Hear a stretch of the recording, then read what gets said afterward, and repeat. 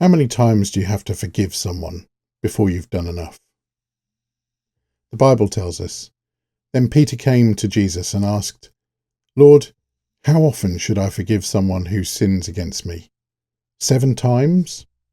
'No, not 7 times,' Jesus replied, 'but 70 times 7. Peter must have thought he was being incredibly generous when he asked Jesus this question. 7 times? That's more than anyone else would do, right? Surely that's enough. But Jesus' answer must have shocked him. 70 times 7. Now, Jesus wasn't giving us a mathematical equation. He wasn't saying, keep a tally, and when you hit 490, you're done. He was saying something more challenging. Unlimited forgiveness. Keep forgiving. Don't stop counting. Stop keeping score altogether.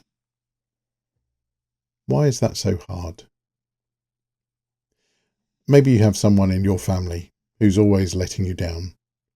They do something wrong and then they promise that this time it will be different, only to let you down again. You probably ask yourself, maybe you even ask God, how many more times do I have to forgive this person before enough is enough?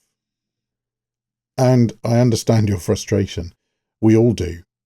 Because forgiveness is costly. It hurts. And when someone keeps hurting us, everything in us screams, they don't deserve another chance. But here's the uncomfortable truth. None of us deserve God's forgiveness either. Jesus told Peter a parable immediately after this conversation. A servant owed the king's millions, an unpayable debt. The king forgave it completely.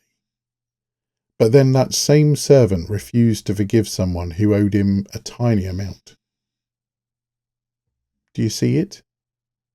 You and I owe God a debt that we can never repay. Every harsh word, every selfish choice, every time we've hurt someone we love. It all adds up to an enormous debt against a holy God. And God has chosen to forgive it all. Not 7 times, not even 70 times 7, but completely, totally, forever. So how can we refuse to forgive others? Now, I know what you're thinking, but they keep doing it. They keep hurting me. Surely there's a limit. Jesus is saying, no, there isn't. Because if God stopped forgiving you after the 7th time, then where would you be? So here's your action step for today. In your workplace, or in your home, or in your neighbourhood, wherever you'll be, there's probably someone who's hurt you repeatedly. Maybe it's your teenager who keeps breaking the curfew. Maybe it's your colleague who keeps taking credit for all your work. Maybe it's your spouse who just keeps making the same thoughtless comments. Today, stop counting. Stop keeping score. Choose to forgive them again and again. Not because they deserve it, not because it's easy, but because you've been forgiven an unpayable debt. Write their name down if it helps, and then write across it, forgiven, again. And every time you're tempted to bring up their past failures, remember, God doesn't keep bringing up yours. Now, don't mishear me. This doesn't mean staying in an abusive situation, and it doesn't mean that there aren't consequences, but it does mean releasing the resentment. It does mean letting go of the scorecard. Because unlimited forgiveness isn't just a nice idea from Jesus.